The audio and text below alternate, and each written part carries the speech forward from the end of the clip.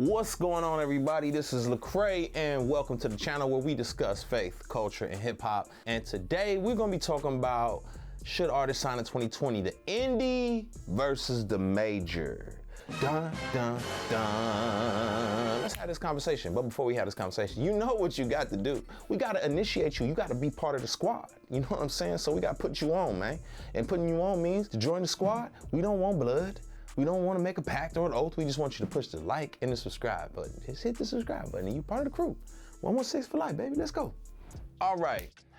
It's 2022 and there's a lot of artists out there who are popping off based off of TikTok and Instagram, and they're doing it by themselves. Then it comes to a point where it's like, what's next? And some of them get to this place where they're like, man, should I join a major label? Should I do it independently? Let me give you my 2 cents as somebody who's done both. Labels are either like a family that has a little money that wants to break you off, or they're just a bank that's cold and corporate. The reason why I like the indies is because oftentimes they do have more of that family vibe. Sometimes you don't realize it if you've never been in another system, but there's access to people. Independent label, you got access to probably the CEO, probably the marketing staff, probably the financial staff, the digital staff. You have access to all these people and you can be creative. You can tell them your ideas. You can say, oh, I'm thinking about doing this and this is what I'm dreaming about.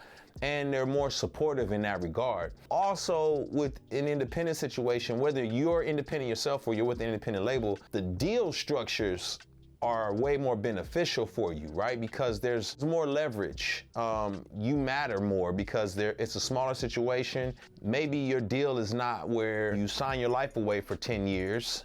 Maybe it's catered more to you as an artist for your future and your benefit. Now, a major label, you're not gonna get that option. And the reason why you're not gonna get that option is because you don't have any leverage. Major labels really all they care about is market share. Their biggest thing is market share, market share, market share, because Sony's competing with Universal's competing with Warner, blah, blah, blah, blah, blah, right? That's the way that it goes. So they want to have the market share every year. And so in order to have that market share, they have to have everything. They got to have all the ownership. And if you don't have any leverage, they're not going to give that up for anything, right? So they're investing in you. Now, the benefit for me on major versus independent. On the independent side, there's tons of pros, tons and tons of pros, way more flexibility. It's nimble, it can move quick. There's not like 50 million artists. So it's like, hey, can we change this? And they're like, hold on a minute. I got to deal with Barbara Streisand, Nas, Beyonce, and then I'll get to you. That's not the way it goes at an independent situation, or if you're doing it yourself. You have a thought, you have some concerns, and it gets worked through. So I love that nimbleness. I love the quickness that an independent situation has. If you're doing it solo, obviously you can move as quick as you can move. The reason why I think people love the majors is because the major gives you access. Majors are good for fame, right? I mean, fame, if you just want to be famous, you want the clout, but you don't want any money, then maybe a major's the way to go. But the fame doesn't last. That's the other thing. It's like, you know, whatever you did to get it, you gotta do to keep it. Plus, that's a whole nother conversation on why you be chasing fame. I don't know. That's not healthy. You gotta work out some issues with your childhood. Another conversation for another time. Anyway, for me being independent, I had a #1 album. We beat Maroon 5 that year.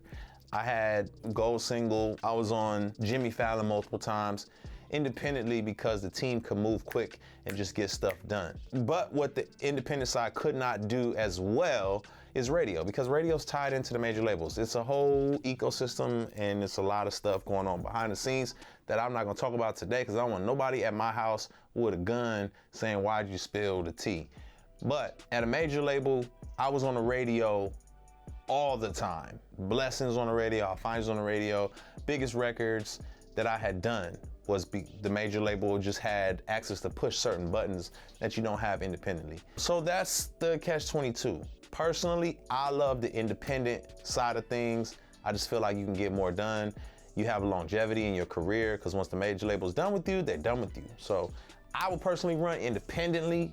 That's what I love. You may not be the most known all over the world, but you'll be able to do what you love for life and benefit from it. My 2 cents Hope y'all appreciate that. But do what you gonna do, baby. Do what you gonna do. Love and blessings to y'all.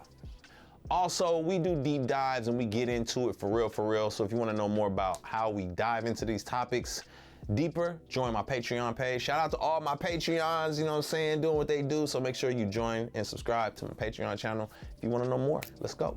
What's going on, y'all? Thank you for checking out my channel. Make sure you hit the like, the subscribe, and ring the bell for the notifications. Also, check me out on social media. Name is spelled Lecrae.